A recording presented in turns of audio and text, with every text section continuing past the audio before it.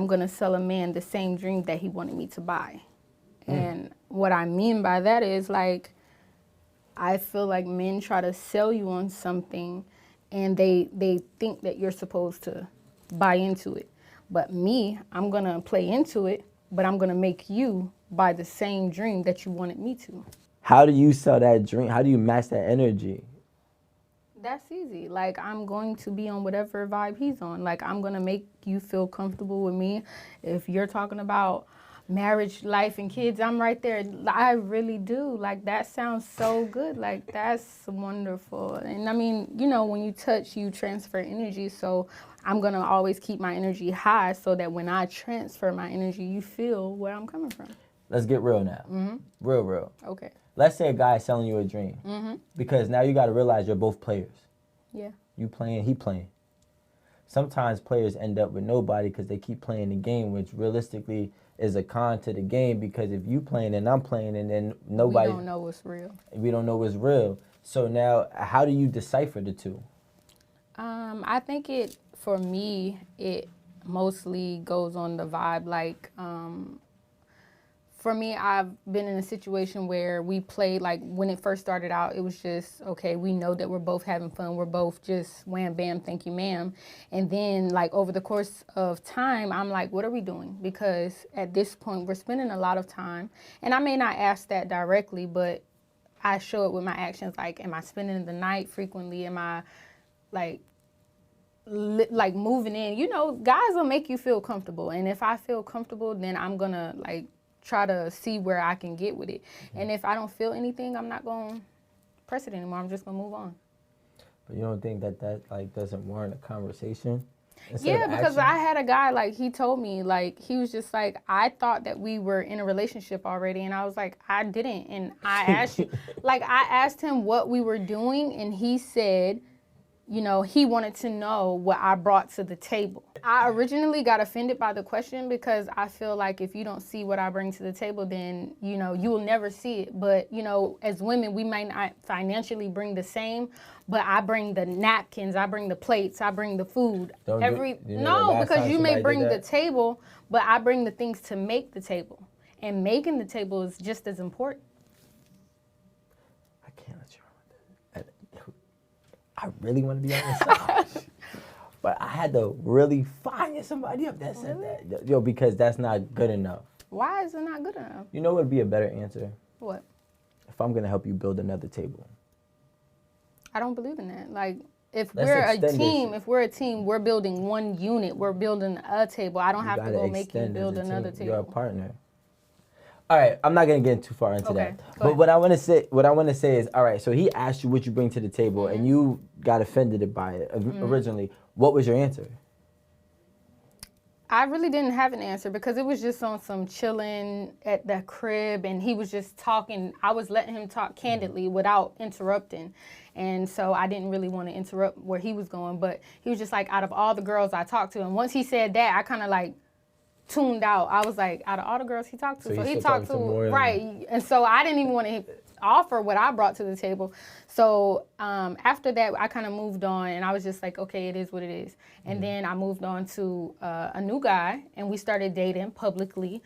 And, you know, he was like, I thought we were in a relationship, so I was surprised by you getting in another relationship. And I was like, you never told me. He was like, I didn't think I had to because I felt like I had options. And when he saw me at another table, that made him reconsider what I brought to the table. But this is what I'm trying to say, right? In totality, right? I feel like relationships are really precious. Right. And it's more precious now than it ever has been because now most relationships fail. And I personally believe a big reason why most relationships fail today is because of that. You playing, I'm playing. One takes something some way, one takes something another way. I can take accountability for that. That is a problem that I tend to have a little. You know, that's, oh my God. It's all about accountability. Oh, I'm gonna cry. That's the first time I heard a woman on 8 at the Table said, I'm gonna take accountability for that. But I agree though, and that's real shit though, because sometimes, like, it gets misconstrued. Right. Like, you're saying you know why? What? Because it's pride. Like, I've had to set my pride aside. Like, if I really like you, I'll send that triple text message. I'll send you the ABCs and say, why are you not picking up the phone? But it's the fear of being rejected. Like, if you don't call me back, or if you don't text me, or if I say, I like you and I love you and I want to be with you, and you say, that's not where I am, then my feelings are crushed. So now we tend to play like, I don't want to express myself unless you express yourself. Or if you come to the line, I'll come to the line. Meet me halfway. Instead of just owning up. And if that person doesn't, then just be okay with it. I feel like I mean, I agree with that 100%. I think that's really a young mentality. Yeah.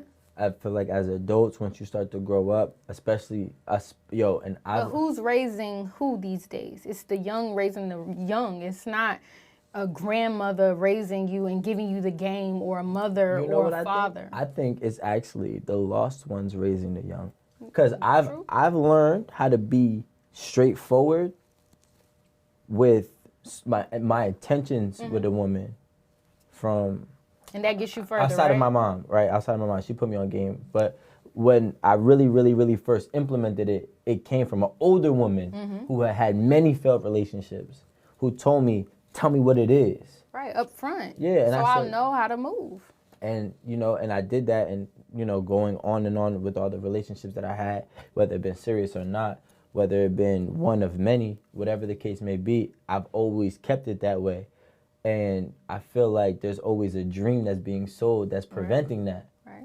But like, even times I had to tell girls to chill because they was trying to sell me a dream. I'm like, yo, listen, it's cool. I'm not even here for all of that. We're not even going to get that far. A woman is going to tell you what she thinks that you want to hear. That will make her more acceptable or more likable or pleasing to you. But you know what a man appreciates? The truth. When a woman tells the truth. But sometimes the truth can be, if you were interested in me and I sat here and said, I've slept with over this amount of men, I used to dance, I used to do this and I used to do that, it may be like, you may put me in a different space now. Like, I can't date you, but I like you. So we can have sex, but I won't take you seriously. And you won't tell me that because you don't want to hurt my feelings, but you'll have that in your mind. And so most of the time, men will drag you along for as long as you're willing to play on the bus or the car, wherever. They'll drag you along, string you along. You have no intentions of getting married, having children, being in a relationship. It's funny, that woman usually wins. The one that's honest. Let me ask you a question, right? Have you ever been with a man who told you, yo, we're not going to take it serious, I'm messing with you and I'm messing around? You ever had that? Maybe once or twice, but... Okay, so let's just say, whatever, once or twice, out of those times, did you stay after he told you that? Yes. If I did stay, I didn't take him seriously. I started dating other people. Yeah, but you still stayed, right? You still exercise time. Maybe. Right? So I'm just saying that to say this. When a guy is honest with you, you're still going to exercise your time. For sure. And as a man, I'm telling you, from a man's perspective, right? If you was honest with me about, I'm not saying you did or do whatever, but like your past, right?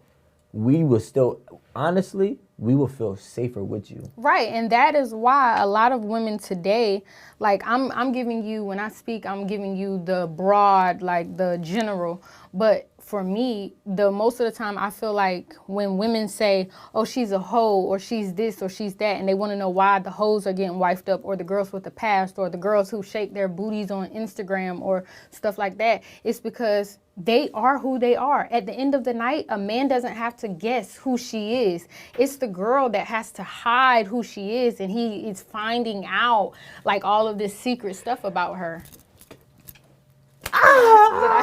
Yo, because earlier today, right, we had a guy talk, like earlier today we were talking, and they said that one of my homies said, my dad taught me one thing is that you never know. When it comes to women, you never know.